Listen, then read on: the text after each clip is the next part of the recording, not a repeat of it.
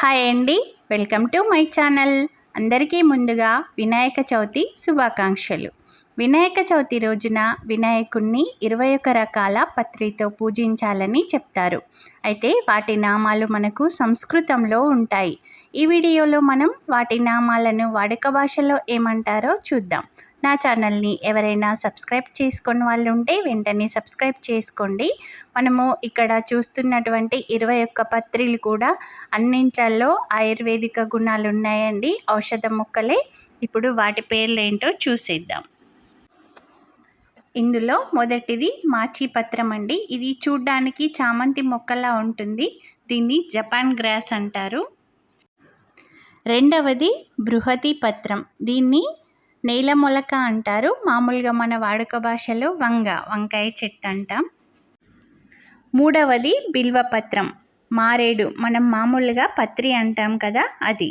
నాలుగవది దుర్మాయుగ్మం, గరిక అండి. ఇది గణేశునికి ఎంతో ప్రీతిపాత్రమైనది. ఐదవది దథూరా పత్రం, మామూలుగా మనం వాడుక భాషలో ఉమ్మెత్త పత్రం అంటాము.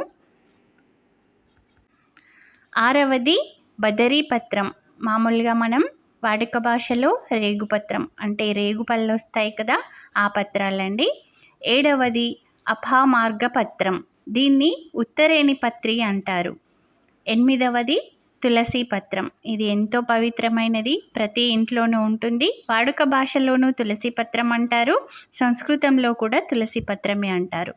తొమ్మిదవది చూతపత్రం, దీన్ని మనం మామిడి పత్రం అంటామండి. ఇది అన్ని ఫెస్టివల్స్కి కూడా యూజ్ చేస్తాం కదా.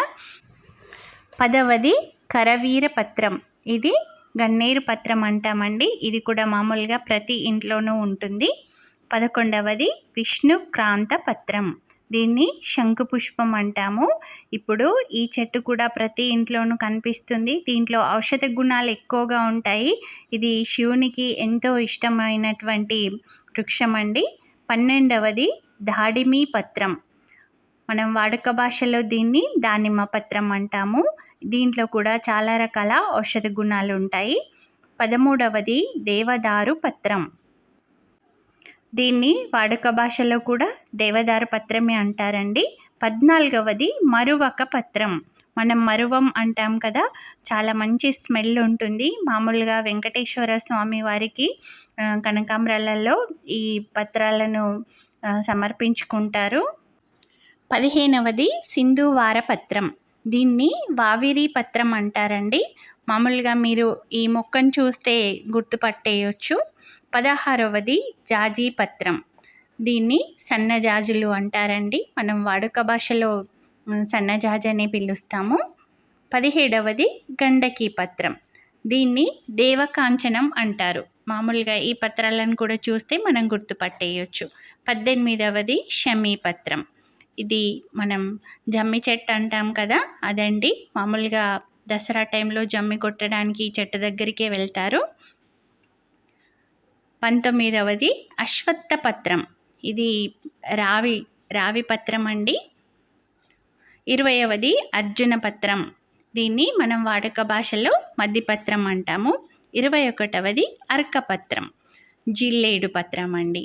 అయితే మనం మామూలుగా జిల్లేడు పూలను ఎక్కువగా యూజ్ చేస్తాం కదా, అయితే ఇక్కడ మనం వాటి పత్రిని యూజ్ చేస్తామండి.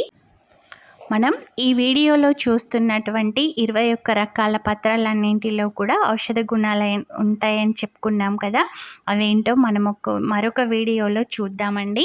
ఈ వీడియో కనుక మీకు నచ్చినట్లయితే లైక్ చేయండి, షేర్ చేయండి. నా ఛానల్ని ఎవరైనా సబ్స్క్రైబ్ చేసుకొని వాళ్ళు ఉంటే వెంటనే సబ్స్క్రైబ్ చేసుకోండి. Thanks for watching.